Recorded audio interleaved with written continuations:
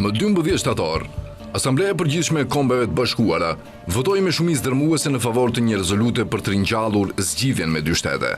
Në muajt e fundit, një kor i qeverive perëndimore është arrestuar pas kësaj skeme të udhëhequr nga Franca dhe Arabia Saudite. Në të vërtetë, pikërisht qeveritë që vazhdojnë të ndihmojnë luftën shfarosëse të Izraelit, tani pretendojnë se po mbrojnë pavarësinë palestineze.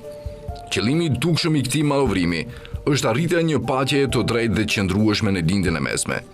Qëllimi i tij i vërtet, megjithatë, është shpëtimi i Izraelit nga vetja, duke garantuar të drejtën e tij për të mbetur një shtet supremacist hebre, i mbështetur nga dhjetra ligje që privilegjojnë kolonët hebrejnë dhe pasardhësit e tyre mbi palestinezët autokton, vlerëson Joseph Massad, profesor i historisë moderne arabe në Universitetin Columbia të New Yorkut.